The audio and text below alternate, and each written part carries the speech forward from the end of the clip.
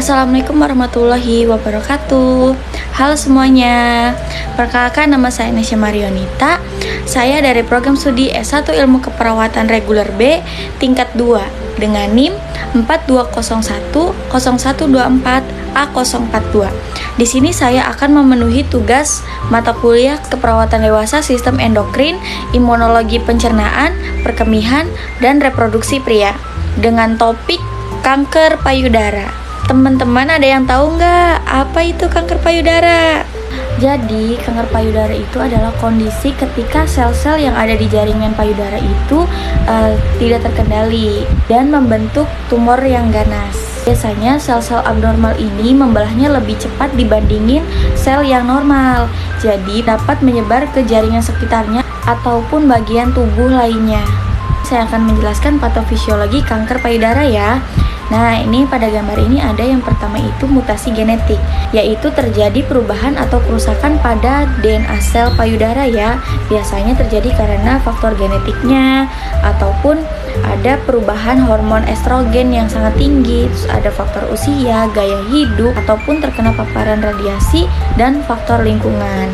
Terus yang kedua itu ada sel yang normal ya. Ini adalah sel-sel pada payudara yang normalnya. Nah, terus ada patofisiologi yang ketiga itu ada transformasi tumor ya.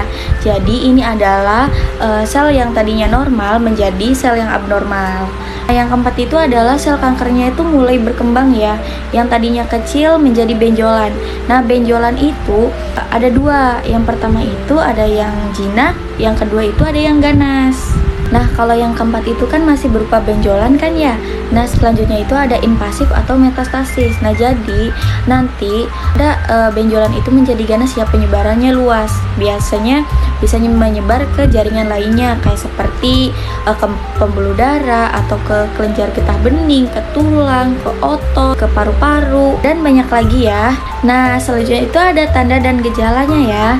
Nah, yang pertama itu ada benjolan di payudara. Nah, biasanya antara di kanan atau yang kiri. Nah, itu tuh terasanya tidak sakit sama sekali ya.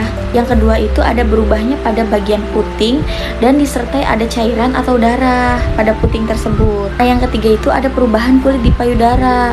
Biasanya kulitnya itu bisa mengkerut ataupun mendorong ke dalam. Nah, yang keempat itu ada benjolan yang kecil, biasanya di dalam ataupun di kulit payudara. Yang kelima itu ada luka putingnya yang susah buat sembuh. Nah, yang keenam itu biasanya ada payudaranya panas, terus ada kemerahan, terus dan membengkak ya. Nah, yang terakhir yang ketujuh itu ada sakit ataupun nyeri pada bagian ketiak ya. Biasanya ada benjolan di ketiak. Nah, selanjutnya itu ada faktor-faktor risiko terjadinya kanker payudara ya. Nah, yang pertama itu ada paparan hormon estrogen. Nah, ini tuh biasanya berupa penggunaan alat kontrasepsi kayak seperti pil KB, terus ada KB suntik. Nah, itu biasanya semisal penggunaannya terlalu lama.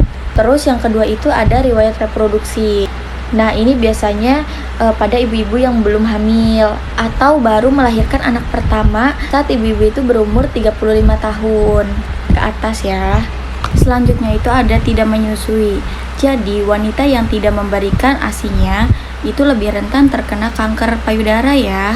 Nah, selanjutnya itu ada obesitas. Obesitas yaitu berat badan yang berlebih.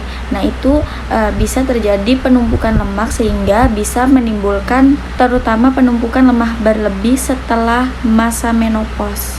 Itu bisa meningkatkan hormon estrogen. Terus juga ada mengonsumsi alkohol, ini bisa menyebabkan kanker payudara. Terus juga ada merokok, ini juga sama ya. Nah, yang terakhir itu ada paparan radiasi. Nah, kanker payudara itu ada pencegahannya loh. Yang pertama itu bisa dengan kita menjaga pola makan kita. Seperti kita makan yang sehat, kayak sayur-sayuran, buah-buahan, atau yang lain-lain. Terus yang kedua itu ada menyusui bayi secara teratur, seperti menyusui bayi dengan ASI eksklusif. Terus ada olahraga rutin, seperti misalnya olahraga seminggu sekali. Terus juga ada menjaga berat badan itu tetap ideal ya. Nah, ada lagi berhenti merokok dan mengonsumsi alkohol. Yang terakhir itu ada menghindari paparan radiasi. Nah, selanjutnya itu ada loh pengobatan kanker payudara Yang pertama itu ada pembedahan ya, seperti prosedur pengangkatan tumor, baik sebagian ataupun keseluruhannya. Terus yang kedua itu ada kemoterapi.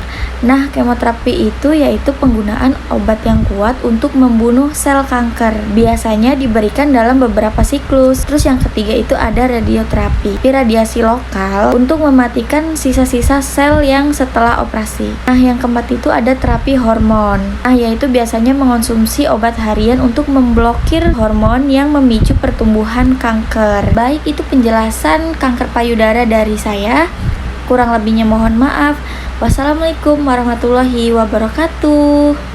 Yuk cegah kanker payudara.